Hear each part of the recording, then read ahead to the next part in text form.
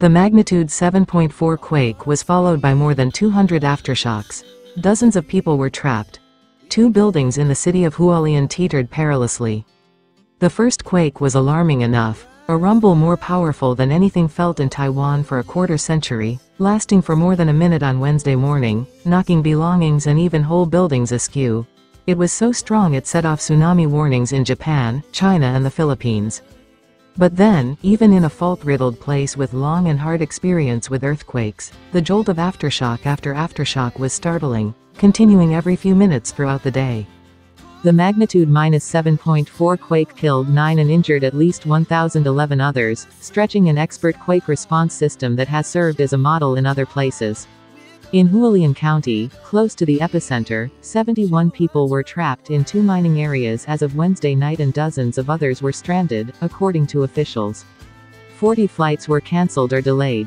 Around 14,000 households were without water, and 1,000 households were without power. By late Wednesday evening, 201 aftershocks had been reported, many over magnitude 5. With rain expected in the coming days, authorities warned of possible landslides.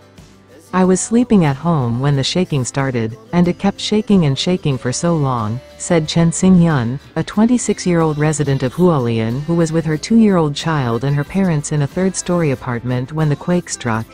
After the main earthquake stopped, I went downstairs with my baby. But then the tremors kept coming all day. Many residents had been at home, getting ready for work and school, when the quake struck.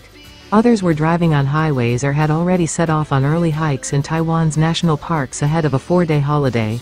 After the main quake stopped, people across the island fled onto the streets to assess damaged buildings and quickly text friends and family members reassurances and pictures of broken belongings. But almost immediately, people felt the stomach-jolting lurch of an aftershock. Taiwan is earthquake-prone, and minor tremors are common, but these continued every few minutes throughout the day. By 3 p.m., there had been 101 subsequent shocks, with at least 1 tremor of magnitude 6.5 and many over magnitude 5. Officials said more aftershocks were likely in the next 4 days and warned residents to avoid visiting the tombs of ancestors, especially in the mountains, this weekend during the holiday, known as Qingming, meant to honor them. The forecast called for rain, which could make travel conditions on damaged roads more treacherous. Although the earthquake will reverberate for a long time because it was so large, a high number of aftershocks is not unheard of, for a quake of this magnitude, said Yiying Wen, an earthquake expert at National Chengcheng University in Taiwan. We should expect that the size of the aftershocks will slowly get smaller and smaller over the next 2 weeks. The heaviest damage was in Hualien County. In the city of Hualien, the county seat, rescuers were focused on a brick building with glass windows called the Uranus Building, which had partially collapsed and was leaning heavily to one side. Residents emerged through windows and climbed down ladders, assisted by rescuers. The fire department said 1 person in the building had died, while around 24 others had been evacuated. Late into the night, construction workers used a crane to place hulking concrete blocks around the tilting building to stabilize it. Hotels and shops down the street, including a 7-Eleven convenience store, a constant sight in Taiwan, remained open, even as aftershocks continued to sway the buildings near midnight. Hualien has had quite a lot of earthquakes, so many people knew what to do when the earthquake came: stay inside, find a safe structure, said Lin Chinching, 47, who reopened his beer and barbecue restaurant in Hualien after cleaning up broken kitchenware. We did that.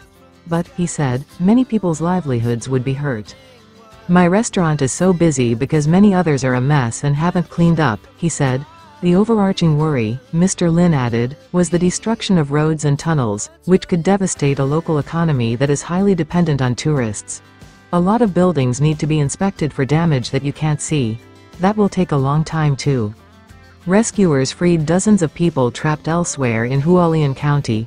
3 hikers were killed by falling rocks on a trail in Taroko National Park, a popular site famed for a gorge that cuts through mountains that rise steeply from the coast. The county government opened evacuation areas where people could take shelter, such as high school gymnasiums and athletic fields, as aftershocks continued to roll through the area. Derek Du Plessis, a 44-year-old South African who has lived in Hualien for 17 years, described chaos and panic on the streets after the earthquake as people rushed to pick up their children and check on their houses.